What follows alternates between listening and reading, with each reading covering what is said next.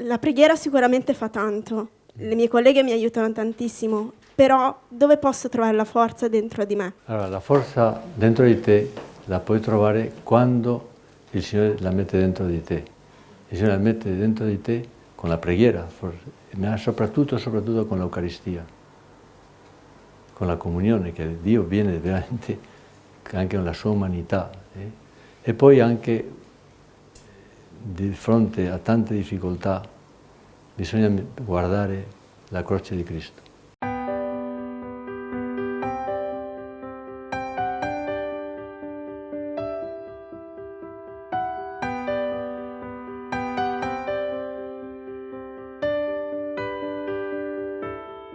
Tutte le persone di questo mondo hanno compromessi, obblighi, doveri, la stessa legge di Dio, sono cose che si devono fare, ma si possono fare liberamente o forzatamente. Qual è la differenza?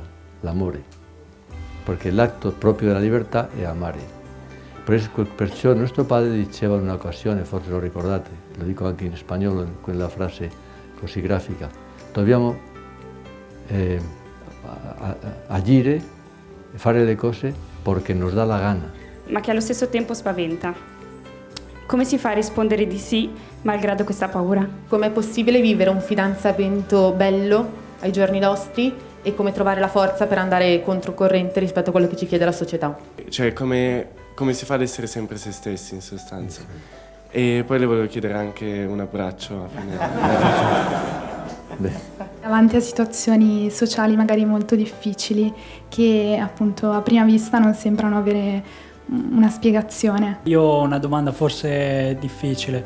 Che non riescono a dare nessun senso alla vita ed è difficile trasmetterglielo perché è difficile perché mi fermo qui, grazie. È evidente che per l'apostolato il problema della capacità di parlare non ci manca.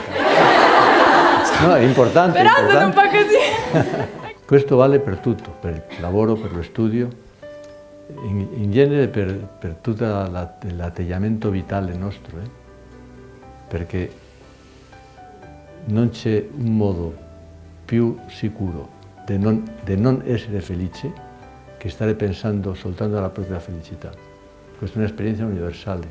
Tutti abbiamo l'esperienza di che nel donarci, nell'aiutare, nel servire, troviamo gioia, troviamo allegria, troviamo felicità.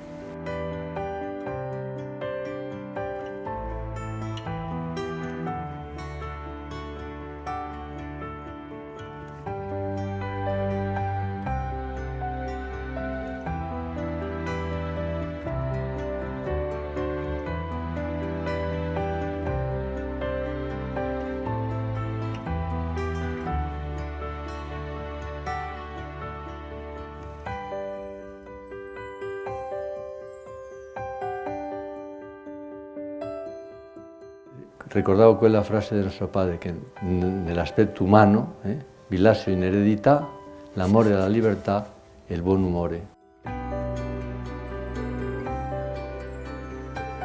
Ma fondamentalmente il cambiamento serio è sempre qua, non nel microfono.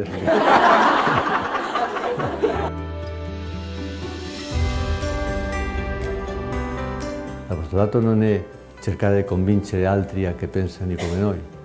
L'apostolato è portare Cristo alla gente. E come farlo?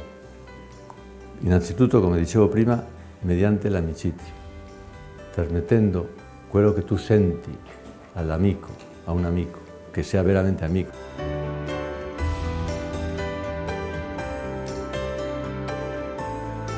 A essere persone che sentono la responsabilità di pregare molto per il Romano Pontefice. Lui stesso lo chiede sempre.